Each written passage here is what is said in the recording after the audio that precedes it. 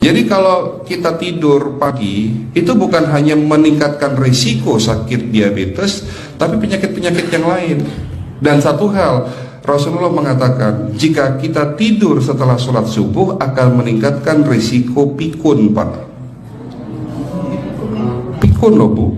Ya, Pak, gampang pikun. Lah kalau kita sholat subuh menjelang maghrib setelah asar, apa yang terjadi? Islam melarang, kita dilarang oleh Nabi kita tidur menjelang maghrib, betul? Bukan karena nanti ketindihan setan, bukan ya. Secara medis diketahui bahwa orang yang kebiasaan tidur antara asar sampai maghrib itu akan menurunnya daya tahan tubuh. Jadi gampang sakit infeksi, Pak, kalau Bapak tidur menjelang maghrib. Kalau sekali lagi setelah sholat subuh gampang pikun, aliran darah ke otak itu tersumbat, ya, jadi stroke penyakitnya. Tapi kalau tidur setelah asar sebelum maghrib, itu daya tahan tubuh kita akan menurun. Jadi gitu ya jawabannya, Bu.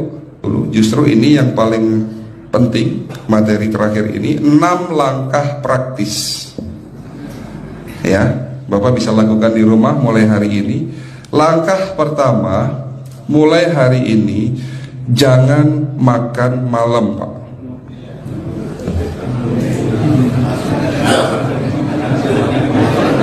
Ya,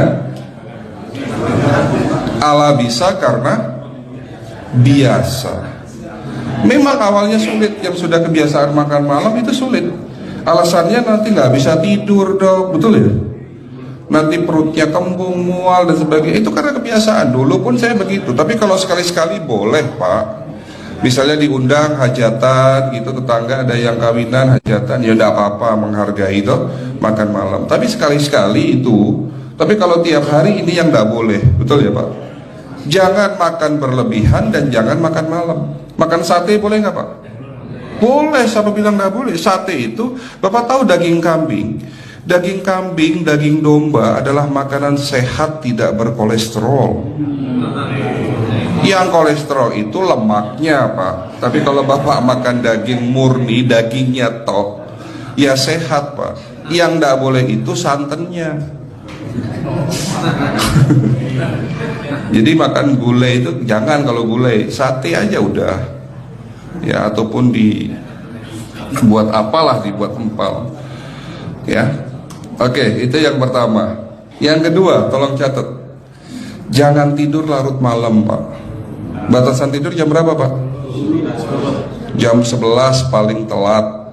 Harus sudah tidur. Kenapa? Apa penjelasan medisnya?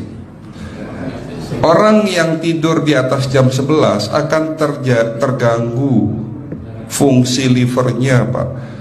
Dimana liver kita ini fungsinya banyak. Ya, ada 500 fungsi liver loh, Pak. Fungsi jantung ada berapa, Pak? Fungsi jantung 1. Fungsi jantung tugasnya untuk mompa darah. Fungsi ginjal ada berapa? 2. Absorpsi dan filtrasi. Fungsi liver 500 fungsi. Jadi organ yang paling berat dalam tubuh kita kerjanya adalah liver. Liver akan rusak manakala kalau kita tidur di atas jam 11 malam. Berarti 500 fungsi liver bisa rusak, Pak. Ini salah satu penyebab diabetes. Bukan hanya kerusakan pankreas, tapi rusaknya liver bisa jadi penyakit diabetes, Pak.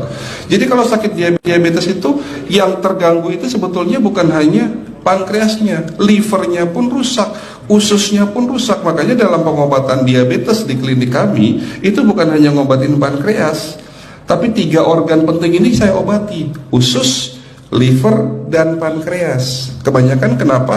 Kalau dalam pengobatan tradisional mereka tahunya diabetes itu hanya pankreas, ya kan? Tapi di sini dalam pengobatan holistik, orang yang kena liver itu 3 organ ini pasti rusak: usus, liver, dan pankreas. Salah satu penyebab dari kerusakan liver akibat kebiasaan tidur larut malam. Jadi salah satu penyebab diabetes pun bisa karena tidur larut malam. Ya, batasan tidur jam berapa? Sekali lagi, jam 11 harus sudah tidur pulas. Jadi jam 10, setengah 11 paling lambat kita harus tidur pulas. Nanti setelah jam 1 boleh bangun. Yang penting jam 11 sampai jam 1 ini harus tidur pulas. Jadi kalau Bapak mau sholat tahajud jam 2 setengah 3 ya monggo. Ya. Oke, itu yang kedua. Yang ketiga, air putih Pak dijaga 2 liter sehari. Bagaimana cara minumnya yang baik? Rasulullah sudah ngajarin kita ada 6 sunnah. Harus duduk, pakai tangan kanan, seteguk demi seteguk, membaca basmalah di saat minum, diakhiri dengan alhamdulillah, kan begitu. Ya, pagi hari minum 1 gelas bangun tidur sebelum sholat subuh. Setelah sholat subuh boleh teh, tapi juga dibilas dengan 1 gelas air putih. Sebelum mandi nanti Pak, minum air hangat. Kalau Bapak mandinya pakai air dingin boleh, tapi sebelum mandi minum air hangat, biar tubuh kita ini jangan terlalu dingin di saat kita kena air dingin. Sampai maghrib pastikan 2 liter sudah masuk dalam tubuh kita. Malam mau tidur, tolong perhatikan Ibu ya, malam mau tidur jangan banyak-banyak minum. Nggak boleh minum malam itu segelas sampai 2 gelas mau tidur. Cukup seteguk 2 teguk saja. Karena kalau sampai kita minum mau tidur 1 gelas besar, ginjalnya malah rusak Pak. Ya. Oke, itu yang ketiga. Yang keempat, puasa. Lakukan puasa secara rutin, insya Allah kita sehat. Nah, untuk penjelasan atau materi puasa nanti bisa hubungin staf saya. Nanti di bulan Ramadan tahun ini, kalau memang masih ada slot 1 sampai hari ke-20, saya bisa mengisi manasik kesehatan yang berkaitan dengan manfaat puasa untuk kesehatan. Insya Allah kalau memang masih ada slot waktunya, karena kita di bulan Ramadan hanya 20 hari kita ngisi manasik. Ya, oke, itu yang keempat. Langkah keempat. Langkah 1, 2, 3, 4. Langkah kelima. Nah, sebelum saya menjawab yang kelima, saya ingin membacakan sebuah sabda Rasulullah. Rasulullah bersabda, di dalam tubuhmu ada segumpal daging. Jika segumpal daging itu sakit, akan sakitlah seluruh tubuhmu. Dan jika segumpal daging itu rusak, akan rusaklah seluruh tubuhmu. Apa itu segumpal daging? Segumpal daging itu adalah hati. Tapi ternyata yang dimaksud Rasulullah itu bukan liver Pak. Yang dimaksud Rasulullah adalah hati kita, roh kita, jiwa kita, perasaan kita. Kalau hati kita rusak, kita banyak penyakit hati, iri, dengki, sombong, takabur dan sebagainya. Penyakit fisik akan muncul dalam tubuh kita. Ya, tidak ada orang stres itu sehat, betul tidak Pak? Tidak ada orang yang suka marah-marah itu sehat, betul tidak? Bahkan Rasulullah mengajar senyum adalah ibadah. Senangkan orang lain, permudah urusan orang lain, insya Allah kita sehat. Ya, jadi itu langkah ke-5. Langkah 1 sampai langkah ke-5 sifatnya individual, Bapak bisa lakukan sendiri di rumah. Tapi langkah ke-6 ini butuh bantuan pihak dokter atau rumah sakit. Kira-kira langkah ke-6 apa Pak?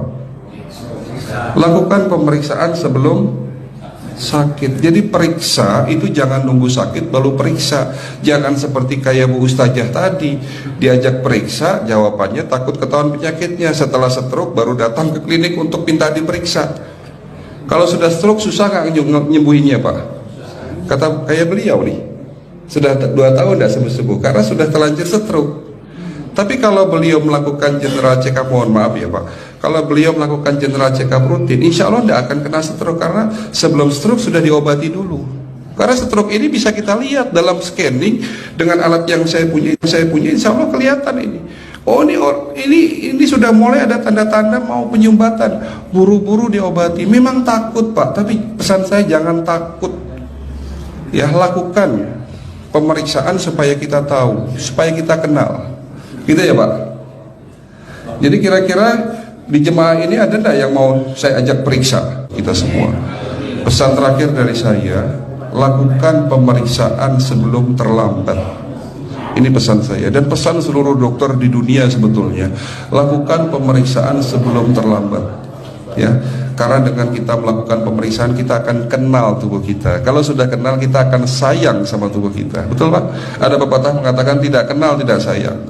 Cukup sekian dari saya. Mohon maaf kalau penyampaian kami kurang baik. Akhirul kalam, wabillahi taufiq wal hidayah. Wassalamualaikum warahmatullahi wabarakatuh.